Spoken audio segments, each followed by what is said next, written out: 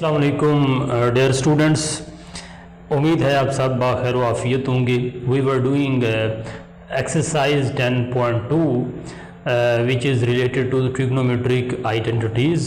मैंने previous questions के अंदर ट्रिग्नोमेट्रिक आइडेंटिटीज़ को कैसे इस्तेमाल करना है सिखाया है।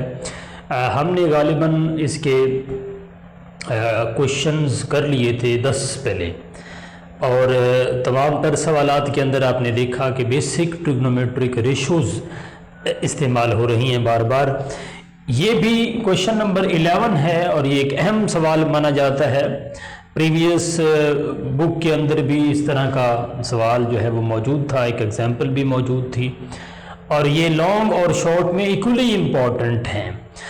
तो इसमें डियर स्टूडेंट्स करना ये है, show that cos 19 degree plus sine 19 degree divide by cos 19 degree minus sine 19 degree is equal to tan 64 के इक्वल हमने प्रूव करना है। तो इसके लिए हमने इसकी राइट हैंड साइड को हल करना है। राइट हैंड साइड हम लिखेंगे tan 64 डिग्री।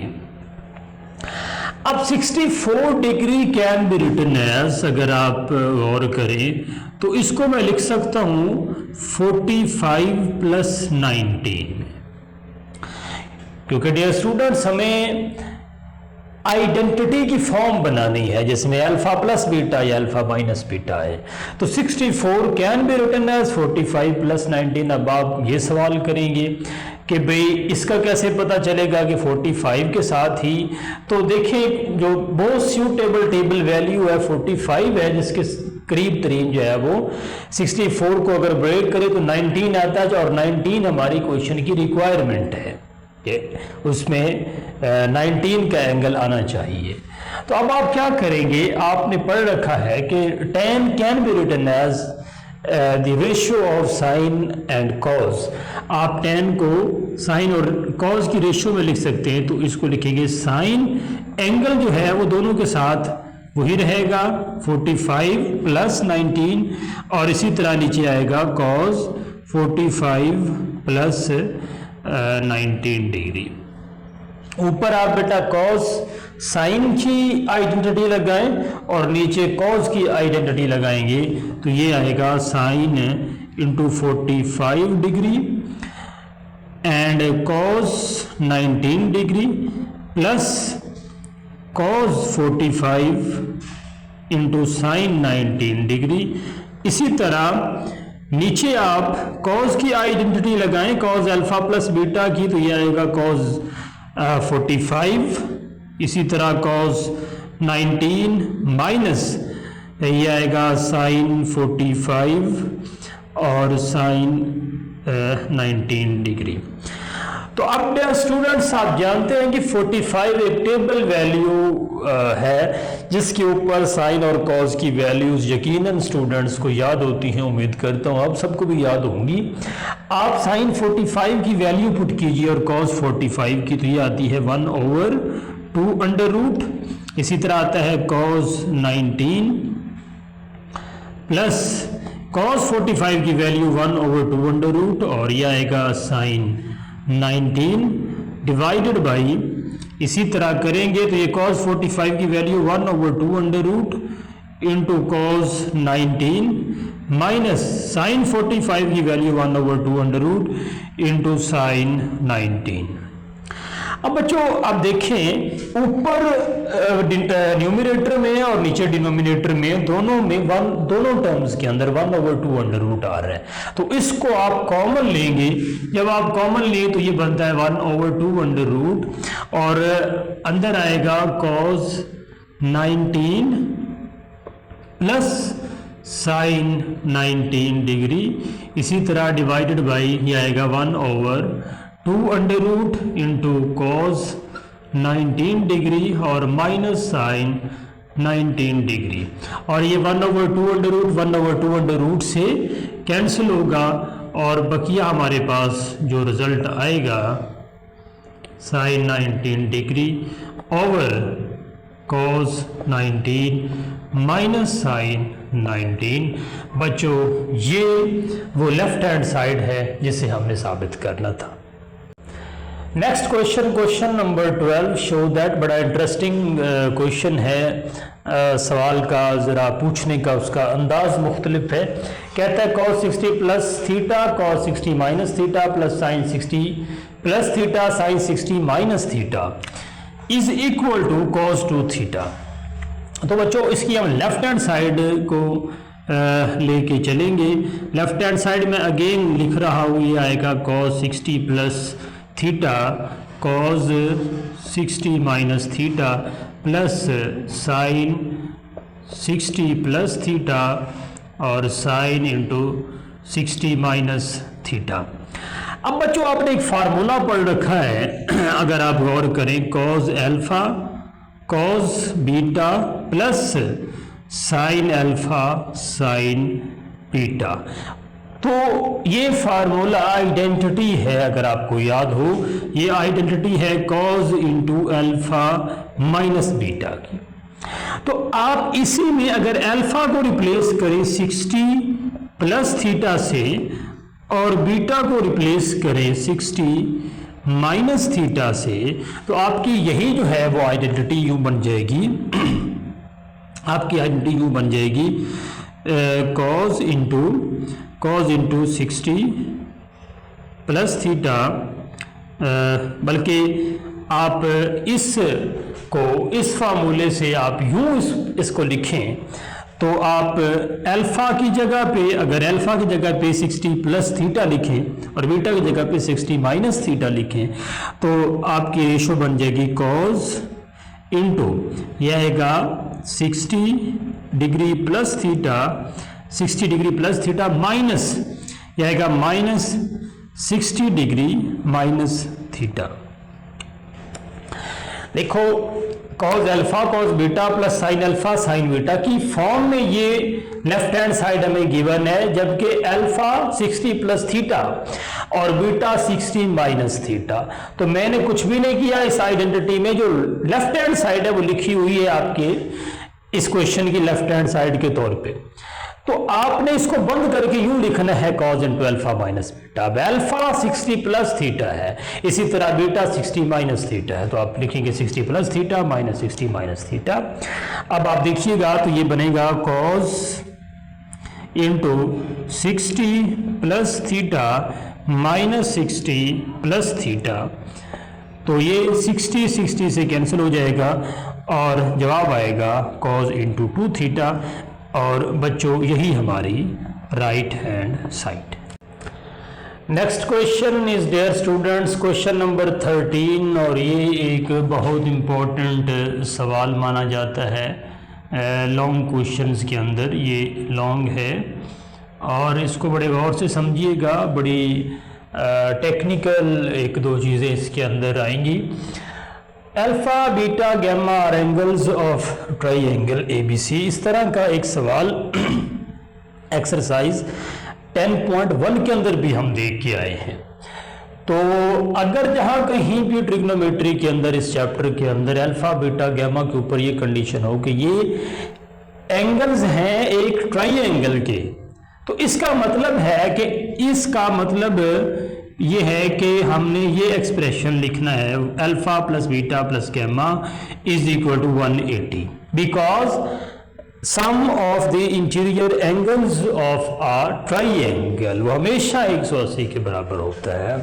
तो अल्फा बीटा गैमा अगर एंगल्स हैं ट्राइंगल के तो फिर इसका मतलब ये हुआ। शो हमने ये करना है, ये आइडेंटिटी लिखी हुई cot alpha by 2 plus cot beta by 2 plus cot gamma by 2 is equal to cot alpha by 2 cot beta by 2 cot gamma by 2। Right left hand side के ऊपर द टर्म्स में प्लस का relation है, addition है, और right hand side के ऊपर जो है वो टर्म्स आपस में प्रोडक्ट की फॉर्म में है। तो बेटा alpha plus beta plus gamma is equal to 180 है, और आप यहाँ से अल्फा प्लस बीटा की वैल्यू निकालेंगे तो 180, ये गैमा जब इधर शिफ्ट करेंगे तो ये माइनस गैमा हो जाएगा। अब चूंकि यहाँ अल्फा बाई 2 बीटा बाई 2 यानी एंगल्स हाफ हैं, सो जरूरी है कि आप इस पॉइंट के ऊपर डिवाइडिंग बाई 2 बोथ साइड्स, दोनों साइड्स के ऊपर आप 2 से इसको डिवाइड कर दें, तो ये आएगा alpha plus beta by 2 is equal to 180 minus gamma by 2। तो बच्चों इसको आप लिख सकते हैं अल्फा बाई 2, इसको लिख सकते हैं बीटा बाई 2, इसको लिख सकते हैं 90 माइनस गैमा बाई 2। यानी ये वो एक्सप्रेशन है जहां तक पहुंचना इस क्वेश्चन को हल करने के लिए जरूरी है, यानी जिसमें तमाम के तमाम अल्फा बीटा गैमा तमाम के तमाम interior angles of a triangle वो हाफ एंगल की फॉर्म में, यानी हाफ की फॉर्म में है। तो अब आप इस स्टेज के ऊपर पहुंच के दोनों तरफ कॉट अप्लाई कर दें, दोनों तरफ अप्लाई कर दें कॉट, अप्लाइंग कॉट फंक्शन। ये बेटा पहले भी बता चुका हूं, ये कॉट मल्टीप्लाई नहीं होता, ये फंक्शंस हैं और फंक्शंस नंबर के साथ या जिनके ऊपर अप्लाई होते हैं उनसे मल्टीप्लाई नहीं होते, फंक्शंस अप्लाई होते हैं। तो कॉट अप्लाई करेंगे दोनों साइड्स के ऊपर, both sides applying cot both sides of equation number 1 के दोनों तरफ कॉट अप्लाई करें तो ये बनेगा cot into alpha by 2 plus beta by 2 is equal to cot, this is 90 minus gamma by 2। तो आप अलाइड एंगल की फॉर्म में अगर इसको लिखेंगे तो 1 इंटू 90 माइनस गैमा बाई 2 आएगा। अब एक छोटा सा हिंट मैंने यहाँ पे लिखा हुआ है और ये हिंट कुछ और नहीं है बल्कि इसी 10.2 एक्सरसाइज का एक क्वेश्चन भी है, और मैंने कहा था कि इसको एक अलग फार्मूले के तौर पे आप इसको याद कर सकते हैं। तो ये यहाँ पे लगाएंगे, वैसे तो अगर आप 10 भी दोनों तरफ अप्लाई करें तो उससे भी हो जाता है ये सवाल, लेकिन अगर आप डायरेक्ट ये फार्मूला, और वैसे भी आसान है इसकी शक्ल और इसकी फॉर्म तकरीबन 10 वाले फार्मूले से मिलती जुलती है, थोड़ी ही मुशक्कत के ऊपर आप इन फार्मूलों को, कॉट के दोनों फार्मूलों को, कॉट अल्फा प्लस बीटा और कॉट अल्फा माइनस बीटा के फार्मूलों को आसानी से याद कर सकते हैं। ये फार्मूले लगाएं तो ये कॉट अल्फा कॉट बीटा, इधर देखिएगा ये लिखा जाएगा cot alpha by 2 cot beta by 2 minus 1 divided by ये आएगा cot alpha by 2 plus cot beta by 2। जबकि अलाइड एंगल की फॉर्म में लास्ट एक्सरसाइज में हम सीख चुके हैं कॉट 1 होने की वजह से, 1 is an odd number, odd की वजह से कॉट अपनी को रेशो में चेंज होगा और ये आएगा 10 इंटू गैमा बाई 2, चूंकि क्वाड्रेंट फर्स्ट है, फर्स्ट क्वाड्रेंट में सारी रेशोज पॉजिटिव होती हैं, कोई रेशो भी नेगेटिव नहीं होती। उम्मीद करता हूं जितने स्टेप्स मैंने यहाँ अब तक किए हैं सवाल के आपको यकीनन समझ आ गई होगी। लेफ्ट साइड के ऊपर कॉट का फार्मूला अप्लाई करें, ये आइडेंटिटी आपके सामने हिंट के तौर पे लिखी हुई है, और राइट हैंड साइड के ऊपर भी आइडेंटिटी अप्लाई कर सकते हैं, बट उससे ज़्यादा आसान आप अलाइड एंगल के थ्रू इसको हल करें। अब आप क्या करेंगे, अब आप इस 10 गैमा बाई 2 को कन्वर्ट कीजिए, 10 गैमा बाई 2 को कन्वर्ट कीजिए 1 ओवर कॉट की फॉर्म में, 1 ओवर कॉट गैमा बाई 2, और ये जो आपकी लेफ्ट हैंड साइड है ये ऐसी रहेगी। अब इस स्टेप के बाद आप क्रॉस मल्टीप्लाई करें, अगर क्रॉस मल्टीप्लाई करें दोनों तरफ, अगर क्रॉस मल्टीप्लाई करें तो ये इससे मल्टीप्लाई होगा, ये इससे मल्टीप्लाई होगा, तो आंसर क्या आएगा, ये आएगा कॉट, इधर देखिएगा कॉट अल्फा बाई 2, ये आएगा कॉट बीटा बाई 2 माइनस 1, और इसको मल्टीप्लाई आप करेंगे कॉट गैमा बाई 2 से, और इसी तरह ये इधर 1 है, 1 इधर 1 है, और अब इससे मल्टीप्लाई करें तो ये आएगा cot alpha by 2 plus cot beta by 2, ये आएगा। अब आप इस कॉट गैमा बाई 2 को अंदर मल्टीप्लाई कर दें तो ये आएगा cot into alpha by 2 cot beta by 2 cot gamma by 2, यानी इस गैमा वाले फैक्टर्स को मल्टीप्लाई करेंगे इसके साथ और फिर मल्टीप्लाई करें इसके साथ, तो ये आता है माइनस कॉट गैमा बाई 2, और यहाँ पे 1 से मल्टीप्लाई होने के बाद उसमें कोई फर्क नहीं आएगा, cot alpha by 2 plus cot beta by 2। अब अगर आप इस कॉट गैमा बाई 2 के फैक्टर को, इधर माइनस हो रहा है, इधर आप देख रहे हैं माइनस हो रहा है, इसको उठा के दूसरी तरफ ले जाएं तो ये आएगा cot into alpha by 2 cot beta by 2 और कॉट गैमा बाई 2, ये आएगा cot alpha by 2 plus cot beta by 2 plus cot gamma by 2, और यही आपका ये रिक्वायर्ड एक्सप्रेशन है या आइडेंटिटी है जिसे साबित करना है। फ़र्क ये है कि वो जब वो मैंने राइट हैंड साइड जो लिखी है वो यहाँ पे लेफ्ट पे है और ये राइट पे से कोई फ़र्क नहीं पड़ता, तो आपकी यूँ ये आइडेंटिटी जो है वो प्रूव हो गई। ओके, इसी से बहुत मिलता जुलता सवाल क्वेश्चन नंबर 14 है। If alpha beta gamma are the angles of triangle ABC, then show that cot alpha cot beta plus cot beta cot gamma plus cot gamma cot alpha is equal to 1। और ये भी उसी सवाल की तरह बहुत important long question जो है वो पेपर पॉइंट ऑफ व्यू से माना जाता है। बिल्कुल बहुत मिलता जुलता सवाल है, या आप चाहे तो आप खुद भी कर सकते हैं, बहरहाल मैं करवा रहा हूँ इसको। वही कंडीशन है, alpha plus beta plus gamma is equal to 180, gamma को दूसरी तरफ ले जाएंगे, alpha plus beta is equal to 180 minus gamma. अब लास्ट क्वेश्चन में हमने एक काम किया, दोनों तरफ हमने 2 पे तकसीम किया। उसकी वजह ये थी कि जो लास्ट क्वेश्चन में आइडेंटिटी जो हमने प्रूव करनी थी उसमें जो एंगल्स आ रहे थे वो हाफ एंगल्स की फॉर्म में थे, यानी अल्फा बाई 2 बीटा बाई 2 और गैमा बाई 2 की फॉर्म में थे, जबकि यहाँ पे एंगल्स हाफ में नहीं है, लिहाजा हमें वो काम करने की और वो स्टेप करने की, दोहराने की कोई ज़रूरत नहीं है। वो काम जो हमने थोड़े से स्टेप्स के बाद कॉट को अप्लाई किया था वही काम अब हम इस स्टेप के ऊपर करेंगे, इसे इक्वेशन नंबर 1 कहेंगे। और यहीं पे आप अप्लाई कर दें, applying cot function both sides, दोनों तरफ बच्चों कॉट अप्लाई कर दें तो ये आएगा cot into alpha plus beta is equal to cot into 180 minus gamma.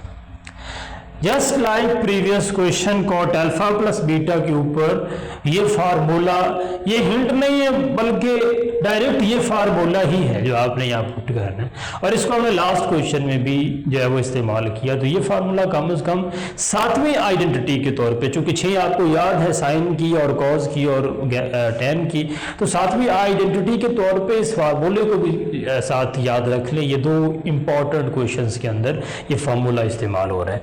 तो इस फार्मूले को यहाँ लिखें तो ये आएगा cot alpha cot beta minus 1 over cot alpha plus cot beta.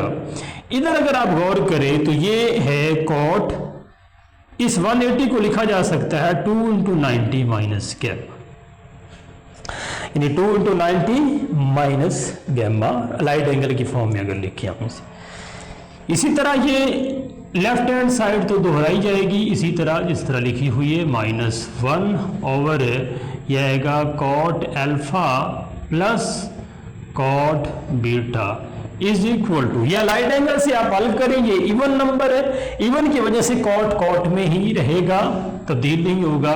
तो ये कॉट गैमा, जबकि ये क्वाड्रेंट बच्चों, ये क्वाड्रेंट जो है ये सेकंड क्वाड्रेंट है, 2 इंटू 90 माइनस समथिंग हो रहा है, तो ये सेकंड क्वाड्रेंट है। सेकंड में टेन और कॉट दोनों नेगेटिव होते हैं, तो लिहाजा यहाँ पे आप नेगेटिव साइन लगा दें।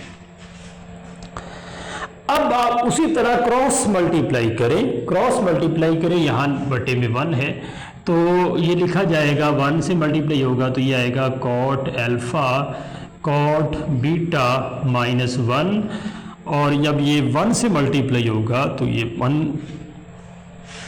लिखा जाएगा, और जब दूसरी तरफ ये आएगा माइनस कॉट गैमा इंटू इसके साथ मल्टीप्लाई करें तो ये cot alpha plus cot beta. अब 1 से मल्टीप्लाई करने के बाद इसमें कोई फर्क नहीं आएगा, कॉट अल्फा कॉट बीटा -1, ये आएगा माइनस कॉट गैमा और कॉट अल्फा, और ये माइनस प्लस से मल्टीप्लाई होके ये अगेन माइनस आएगा, तो ये आएगा कॉट बीटा और कॉट गैमा।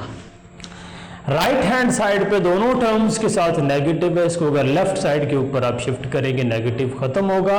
लेफ्ट साइड के ऊपर एक टर्म नेगेटिव में है और वह -1, उसको उठा के दूसरी तरफ ले जाए तो आपके पास इक्वेशन को दोबारा जो है वो लिखने से, तरतीब देने से जो आपके सामने रिजल्ट बनेगा, इसको उठा के इधर ले आए तरतीब से अगर लिखे तो ये आएगा cot beta into cot gamma, इसी तरह प्लस ये आएगा cot gamma into cot alpha, और इस -1 को उठा के दूसरी तरफ ले जाएंगे तो बच्चों आपके पास जो रिजल्ट आएगा वो वही आइडेंटिटी आएगी जो आपने इसमें प्रूव करनी थी। The last question of this exercise 10.2 ये थोड़ा सा बकिया तमाम तर सवालात से मुख्तलिफ है। Express each of the following in the form R sine theta plus phi, यहाँ दो मुख्तलिफ एंगल्स होंगे, एक थीटा होगा और एक फाई होगा, और थीटा जो है वो क्वेश्चन के अंदर गिवन होगा, फाई आपने अपने पास से मालूम करना है, वो मैं प्रोसीजर बता देता हूँ। या फिर इस शक्ल में या फिर इस शक्ल में, यानी थीटा प्लस फाई की फॉर्म में भी हो सकता है और theta minus phi, just like अगर आप देखें अल्फा प्लस बीटा और अल्फा माइनस बीटा की शक्ल में, तो इस तरह की सवाल की शक्ल होगी और आपने इसको हल करके इस तरह की फॉर्म में कन्वर्ट करना है। तमाम तर सवालात का एक ही तरीका है, एक सवाल आप तवज्जो के साथ समझ लें तो बकिया सवालात आप खुद कर लेंगे। 6 पार्ट्स हैं इसके, एक सवाल मैं इसका करवा रहा हूँ, बकिया उम्मीद करता हूं कि आप सारे इसको कर लेंगे, ट्राई करेंगे। अगर कहीं प्रॉब्लम हुई तो आप कमेंट्स के अंदर शेयर करें तो मैं उसका जो है वो अलग से वीडियो बना दूंगा। तो आप इसमें तरीकाकार क्या है, देखिए दो टर्म्स हैं, वन इज साइन थीटा और उसके साथ एक कोएफिशिएंट है उसका, और एक है कॉस थीटा और उसके साथ एक कोएफिशिएंट है, और फिर दरमियान में इलामत होगी प्लस या माइनस की। अगर प्लस हुई तो वो ये वाले फॉर्म में जाएगा और अगर माइनस हुई तो वो इस तरह की शक्ल में जाएगा। अब प्रोसीजर क्या है आप उसको देखिएगा। सबसे पहले आपने जो साइन थीटा के साथ कोएफिशिएंट है उसको लेट कर लेना है, लेट आर कॉस फाई। बच्चों ये गौर से समझिएगा, ये आर है, आर गैमा ना समझिएगा इसको, ये आर है, आर कॉस फाई के बराबर लेट करना है जो साइन थीटा का कोएफिशिएंट होगा, और जो कॉस थीटा का कोएफिशिएंट होगा उसको आप आर साइन फाई लेट करेंगे। फाई में आप लेट करेंगे थीटा, चूंकि क्वेश्चन के अंदर ऑलरेडी गिवन होगा। आप क्या करेंगे, इन दो इक्वेशंस को का स्क्वायर लें और इनको ऐड कर दें, स्क्वायर लें और इनको ऐड करें तो ये 24 square plus 7 square, this would be R square cos square phi plus R square sine square phi. ये मैंने क्या किया, ये मैंने ऊपर वाले दो इक्वेशंस के पहले स्क्वायर लिए और स्क्वायर लेके दोनों को ऐड किया, और इक्वेशंस को ऐड करने का तरीकाकार ये होता है कि लेफ्ट साइड्स को लेफ्ट साइड में आपने करना होता है और राइट साइड को राइट साइड में आपने ऐड करना है, ये सब्ट्रैक्ट करना, तो ये तरीकाकार होता है। तो इसका आंसर जो है वो आएगा 625। मैं डायरेक्ट कर रहा हूँ, या आप ऑलरेडी पहले कर चुके हैं। 24 का स्क्वायर प्लस 7 का स्क्वायर ये 625 होता है, जो कि 25 का स्क्वायर होता है। तो इसमें अगर आर स्क्वायर आप कॉमन करें तो बकिया बचता है cos square phi plus sine square phi. और डियर स्टूडेंट्स, ये एक बड़ी फंडामेंटल आइडेंटिटी है जो आप यकीनन पढ़ के आए हैं। ये sine square phi plus cos square phi, ये cos square phi plus sine square phi, दो स्क्वायर्स हो साइन और कॉस के, एंगल एक ही दोनों का होना चाहिए, बेशक एंगल जो मर्जी हो, और दरमियान में प्लस हो तो ये हमेशा आंसर जो है वो इक्वल टू 1 आता है। तो ये 1 आ गया और यहाँ से आपके पास जो आर स्क्वायर आ गया वो 625 है। यहाँ से अगर आप आर निकालेंगे अंडर रूट लें, प्लस माइनस नहीं डालना, बिकॉज प्लस माइनस वहाँ आता है जहाँ नेगेटिव होने की पॉसिबिलिटी हो, और आर जो है वो हम इसको रेडियस के तौर पे मानते हैं, सर्कल के रेडियस के तौर पे। तो सर्कल का रेडियस जो है वो कभी भी नेगेटिव नहीं होता, इस वजह से आप इसे हमेशा पॉजिटिव ही लेंगे। ये r इज इक्वल टू 25 आपके पास आंसर आ गया। अब जब 25 आया, अब आपने फाई की वैल्यू निकालनी है। फाई की वैल्यू के लिए आपने सेकेंड इक्वेशन को अगेन समझ लीजिए, ये जो आपने लेट किए इसको सेकेंड इक्वेशन को आपने फर्स्ट पे डिवाइड करना है। तो यहाँ पे करें dividing second equation by first equation. तो ये आपके पास आ जाएगा 24/7 is equal to, sorry this is 7/24, यह आ जाएगा r sin phi over r cos phi, r से बैलेंस्ड होगा। तो ये sin phi over cos phi answer would be equal to tan phi, और आंसर आएगा 7/24, और phi is equal to tan inverse 7/24। ये दो वैल्यूज आपने निकालनी थी, r की और phi की। ये जब आपने निकाल ली, दोनों वैल्यूज जब आपने निकाल ली, तो अब आप एक और स्टेप है, वो क्या है, 24 को लेट किया आपने r cos phi के बराबर। इस आप क्वेश्चन को देखिएगा, 24 को जहां आपने लेट किया r cos phi की, तो वहां 24 की जगह पे आप r cos phi पुट कर दें, r cos phi, और आगे ये आ जाएगा sin थीटा, और प्लस 7 की जगह पे आप r sin phi पुट कर दें, तो ये आ जाएगा r sin phi। आप देखेंगे, और साथ में cos थीटा। एक काम आप ये करेंगे, r दोनों में से कॉमन कर लें, r कॉमन करेंगे, और दूसरा काम ये करें कि थीटा की ये जो टर्म्स हैं उसको पहले लेके आए। ये तरतीब है कि थीटा हमेशा पहले आएगा, फाई बाद में होगा, बिकॉज यहाँ आप देखें तो थीटा पहले है, फाई बाद में है। थीटा पहले अल्फा बड़ा, वो अल्फा और बीटा की तरतीब जिस तरह होती है। तो ये आएगा साइन थीटा cos फाई, यानी ये थीटा की वैल्यू को पहले लिख लिया और cos फाई की वैल्यू को बाद में। इसी तरह इधर भी थीटा की वैल्यू पहले और फाई की वैल्यू बाद में। तो ये आएगा r, और इस फार्मूले को आप जानते हैं यकीनन, ये है साइन अल्फा cos बीटा प्लस cos अल्फा साइन बीटा। तो ये फार्मूला आएगा r sine theta plus phi. वो शक्ल बन गई जिस शक्ल में आपको कहा गया था, और आपने लिख देना है वेयर जो हमने r निकाला है वो है 25, और जो हमने फाई निकाला है वो है tan इनवर्स 7/24। तो ये इस क्वेश्चन का तरीकाकार है। बकिया तमाम तर पार्ट्स आपने कोशिश करना है इन्हीं फार्मूलों को इस्तेमाल करके, इसी मेथड और पैटर्न को इस्तेमाल करके इन्हीं लाइंस के ऊपर बकिया क्वेश्चंस आप करेंगे। तो यूँ बच्चों, हमारी 10.2 10.2 एक्सरसाइज ट्रिग्नोमेट्रिक आइडेंटिटीज़ की दूसरी एक्सरसाइज अपने इख्तिताम को पहुँची। वस्सलाम।